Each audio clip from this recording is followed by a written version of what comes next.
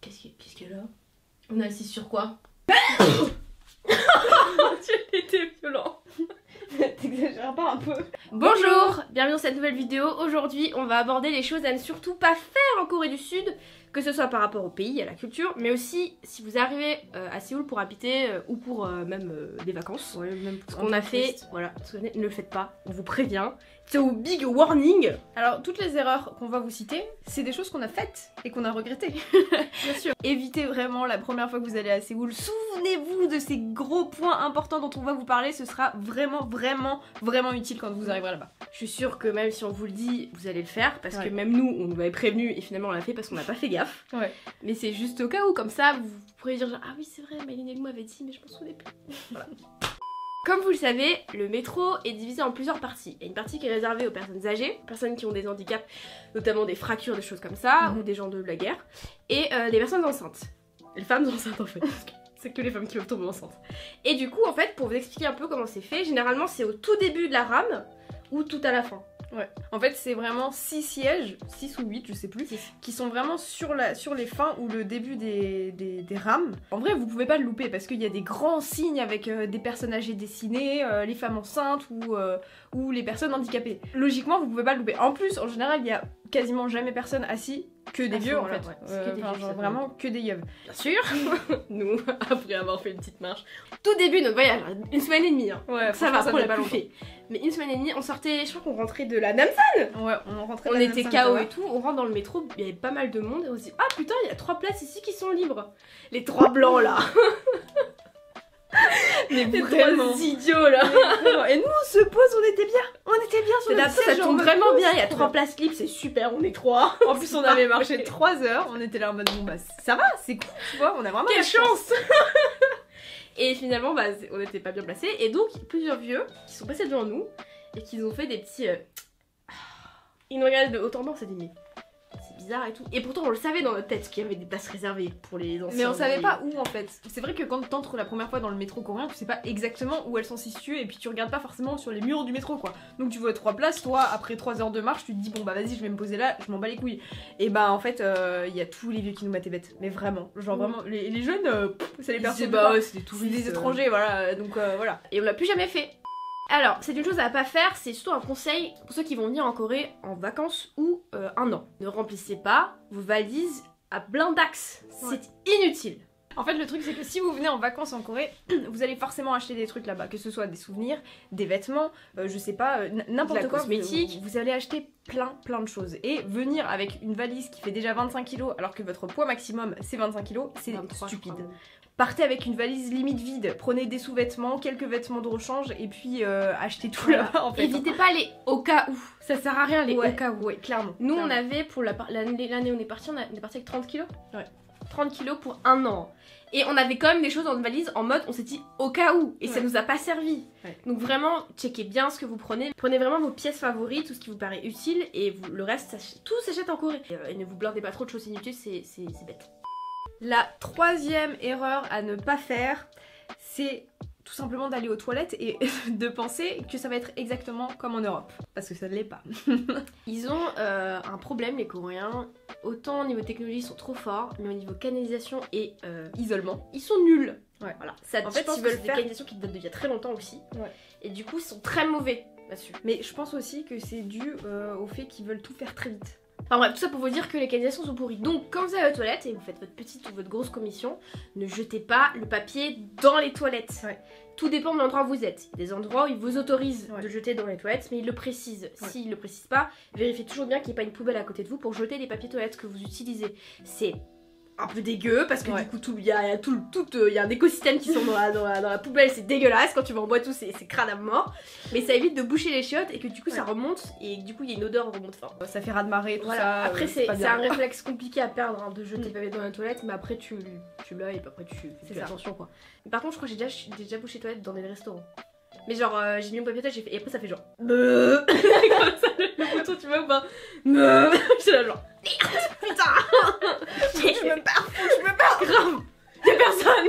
Même en boîte, des fois, les gens ils bouchent les toilettes et toi t'entres comme ça, il y a un raz-de-marée dedans. Il y a de l'eau partout. La poubelle, quand il y a des papiers comme ça qui ouais, non, sortent, mais et c'est tout, même les serviettes hygiéniques et qui ferment pas. C'est ça. Bref, ouais, ne le faites pas. Voilà, le faites pas. Oh, je rigole. Celle-là, ça paraît assez évident, mais c'est important de le redire. Ouais. Normalement, vous êtes majeur quand vous partez en Corée du Sud, c'est pas toujours le cas. C'est-à-dire 19 ans en coréen, on le précise pour les gens qui la ne savent majorité est de 19, ouais. Pareil pour l'alcool et boîte de nuit, du coup, généralement c'est 19 ans. Vous pouvez un peu gratter parce que visiblement on a des potes qui avaient pas 19 ans et qui ont gratté, mais on sait pas comment. Prenez toujours sur vous, ça c'est évident hein, quand vous partez à l'étranger, votre carte d'identité parce que ils vous le demandent évidemment pour les boîtes de nuit, mais ils vous le demandent aussi parfois dans les restaurants. Ouais, parce que il y a certains restaurants qui servent de l'alcool et à un certain moment de la journée, c'est-à-dire 21h, 22h, ils savent que la plupart des gens qui restent vont boire de l'alcool parce que on sait tous que la Corée c'est l'alcool. Et des fois vous êtes dans des bars ou même des restaurants, mais vraiment des restaurants, hein, où ils vont venir, ils vont vous demander votre carte d'identité à table. Genre, enfin, je veux dire, moi j'ai 26 ans, mon copain en a 28, et ils nous demandaient quand même. Ouais. Genre, c'est vraiment. Bon, après, moi je suis étrangère, du coup, forcément, ça rentre dans le côté, bon, je sais pas trop quel âge t'as, j'arrive pas trop à savoir, donc je vais te demander. Mais en général, ils vont demander à tout le monde. Même si par exemple, à côté de chez vous, il y aura forcément un convenience store, vous avez envie d'acheter, je sais pas, du soju ou une boisson alcoolisée, vous sortez pour 30 secondes, vous dites ah non, c'est flemme de prendre ma carte d'identité. Ouais. Le mec à l'accueil, enfin le mec qui vous servira, peut vous demander votre carte d'identité, donc vraiment prenez-la parce que ça fait chier quand on retourne partir, lui explique en fait, machin. Prenez votre carte d'identité, c'est toujours important de toute façon. Ça aussi c'est un conseil qu'on donne à tous ceux qui vont habiter là-bas ou qui partent en vacances sur le long terme en Corée du Sud. Quand vous faites vos courses, ne faites pas vos courses comme en France. Clairement. C'est inutile. Une pause? Ouais. Je crois qu'on a acheté trop. Hein. Pourquoi on a fait ça? Alors déjà, les courses en Corée sont plus chères. Donc en vrai, si vous aimez manger à l'extérieur, mangez à l'extérieur parce que ça vous reviendra quasi même prix vraiment. Ne vous blindez pas, c'est la pire erreur, on regrette encore aujourd'hui d'avoir fait ça. On ne sait pas pourquoi on a fait ça, d'accord? On ne sait toujours pas. Bah, en fait, le truc c'est qu'on venait d'arriver dans notre nouvel appartement. Donc on est d'emménager.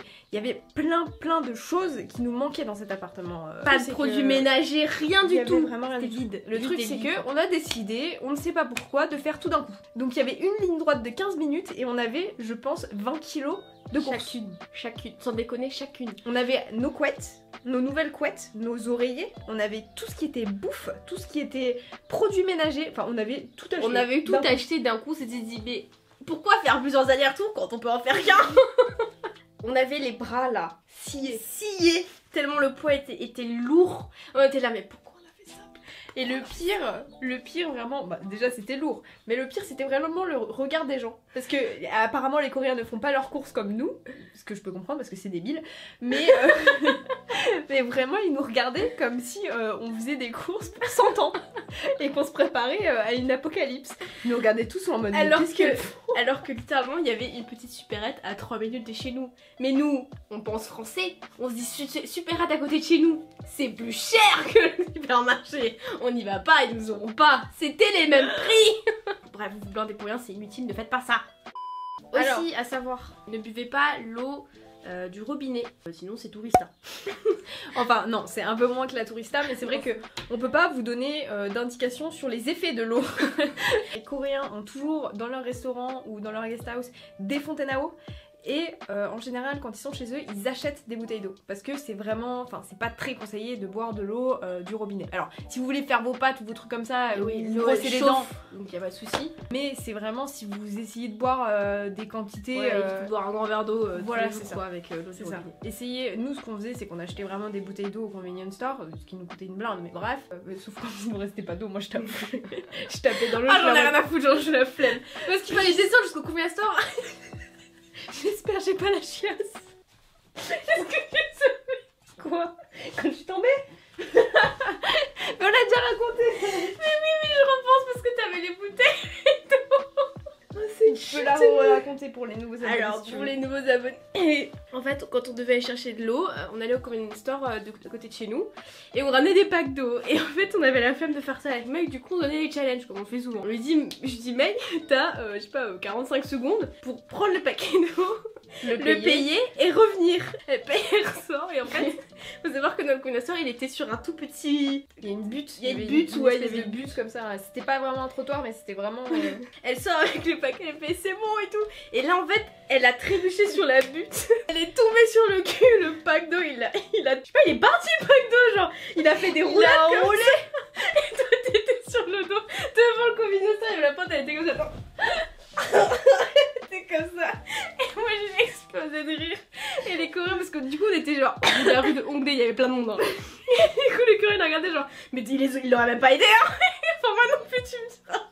Mais toi ça se comprend, tu vois, t'es ma soeur. Mais les Coréens ils me voyaient par terre avec la boule, les bouteilles qui faisaient comme ça. Est-ce que quelqu'un m'aurait aidé? Non, ils me regardaient comme ça, ils passaient autour de moi et ils faisaient tout. Genre en mode mais bande de bâtards. Ah c'était tellement drôle, j'ai tellement rigolé.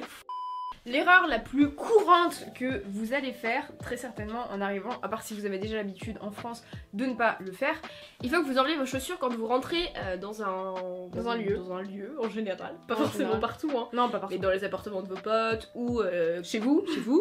Enlevez vos chaussures. Nous, on n'a pas eu ce réflexe-là au début parce que bah on est française et du coup on est un peu bête. Quand on arrive à la guest house, bah première chose qu'on fait, nous on passe le pied sur le truc. Ouais, clairement. Et on les a vus un peu faire genre.